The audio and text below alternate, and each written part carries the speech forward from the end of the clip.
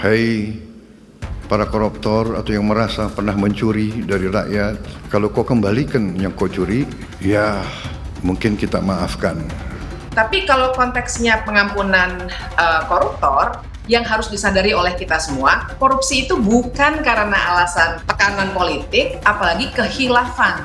Korupsi itu biasanya disebabkan karena keserakahan. Bahkan juga biasanya yang korupsi bukan orang miskin ya, tapi orang kaya. Karena undang-undang kita yang berlaku sekarang itu tidak ada istilah memaafkan koruptor.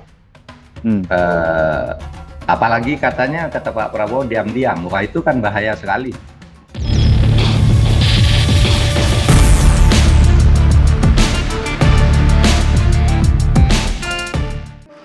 Saya dalam minggu-minggu ini, bulan-bulan ini, saya dalam rangka memberi, apa istilahnya tuh, memberi memberi kesempatan untuk tobat. Hai para koruptor atau yang merasa pernah mencuri dari rakyat, kalau kau kembalikan yang kau curi, ya mungkin kita maafkan, tapi kembalikan dong. Nanti kita beri kesempatan cara mengembalikannya, bisa diam-diam supaya nggak ketahuan. Mengembalikan loh ya. Pak Prabowo pasti agenda pertamanya adalah pergi ke luar negeri untuk mempromosikan Indonesia, mencari investor, mendalilkan tentang apa yang sedang dia lakukan. Biasa itu tradisi.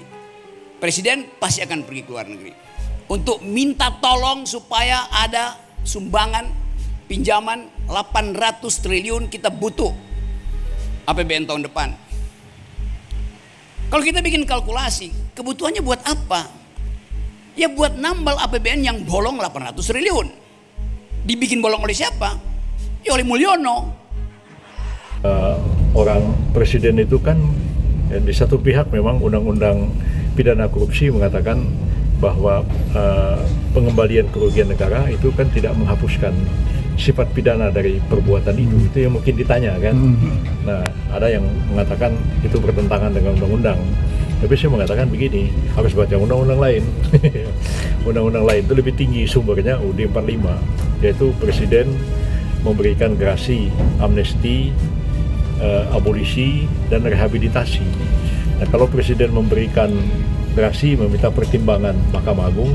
Kalau presiden memberikan amnesti dan abolisi, meminta pertimbangan DPR.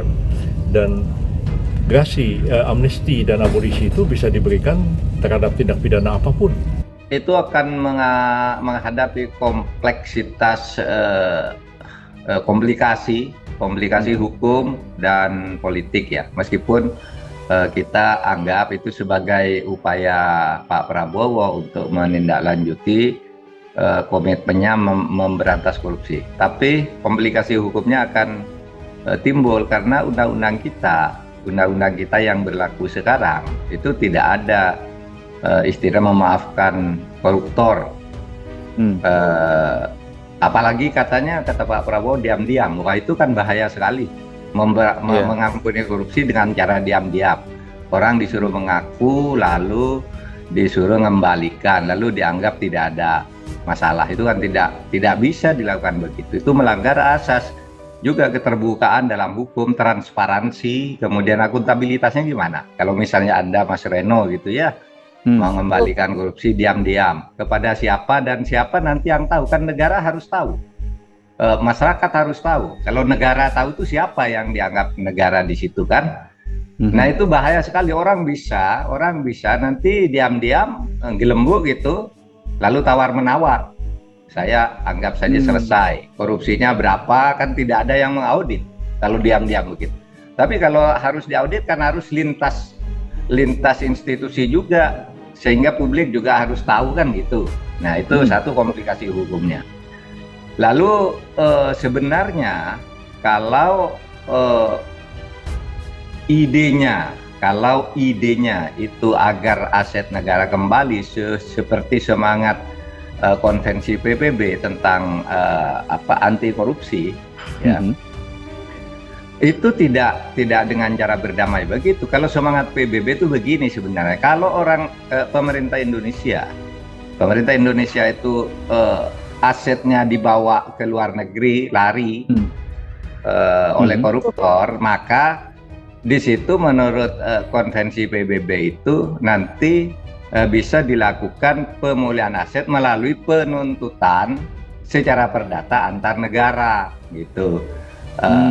Akan lain lagi dengan ekstradisi dan perjanjian timbal balik atau MLA, Mutual Legal Assistance, itu prosedur lain lagi. Tapi yang dimaksud kalau UNCSC itu kan pemulihan aset itu yang dibawa ke luar negeri. Pemaafan di dalam negeri itu nggak bisa, harus dengan undang-undang tersendiri. Artinya kita harus banyak merombak hukum yang berlaku, undang-undang anti korupsi, kemudian undang-undang pemberantasan bersih dari KKN, KUH pidana, bahkan itu semua harus dirombak sehingga tidak ada lagi tindakan terhadap koruptor. Rencana memberikan amnesti abolisi untuk koruptor yang mengembalikan kerugian negara, ini adalah wacana yang tepat untuk dilakukan oleh Presiden? Sangat tidak tepat, Mbak Cindy. Saya harus jawab straightforward dulu di bagian awal. Karena harus diluruskan ini ya. Jadi betul ada mekanisme di dalam konstitusi kita yang namanya gerasi, amnesti, abolisi. Tapi itu tujuannya bukan untuk hal-hal yang sifatnya justru bisa merusak hukum pidana kita.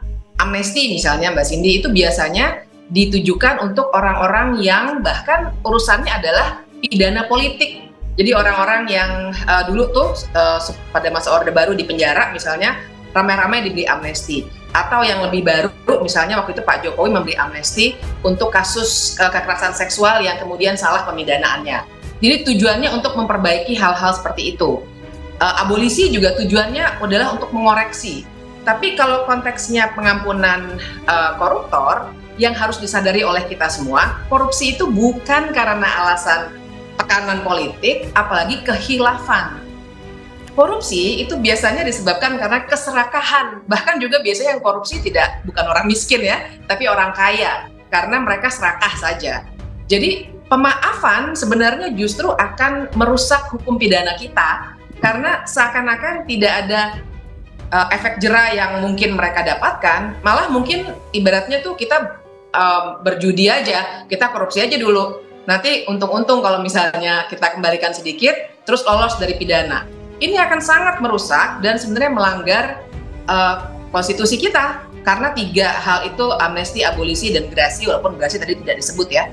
Itu 3-tiganya sebenarnya tujuannya bukan untuk memaaf-maafkan tindak pidana yang memang secara nyata sebuah tindakan yang sudah dikualifikasi menurut sistem hukum kita. Nah, Mbak Bivitri, saya katakan kalau mau amnesti ya biasanya karena tahanan politik misalnya begitu. Nah, Mbak Bivitri, tapi kan kalau dari Pak Yusril bilang dasar hukumnya akan menggunakan Undang-Undang Dasar 1945, itu akan berbenturan tidak dengan Undang-Undang Tipikor?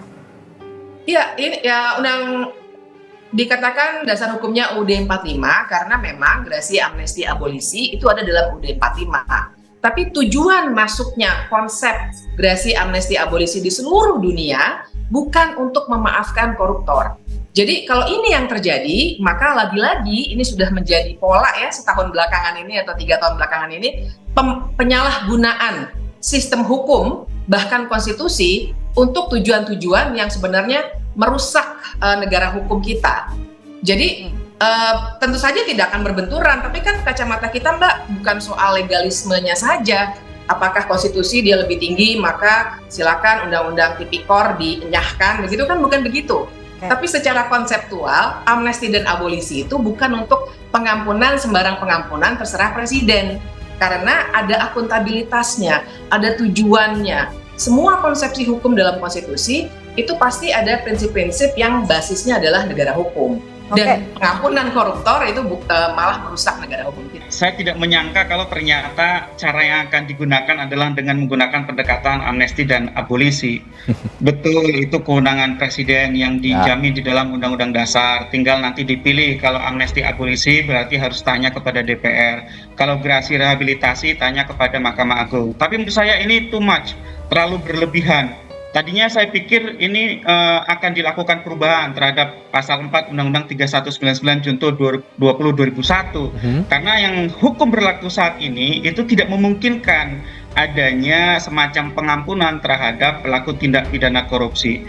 Kalau dilihat dari niat, mungkin niat Pak Prabowo baik ya untuk orang agar bertaubat, agar uang negara itu bisa kembali. Tetapi menurut saya caranya ini saya mempertanyakan apakah ini cara yang tepat kalau mau memberikan amnesti dan abolisi.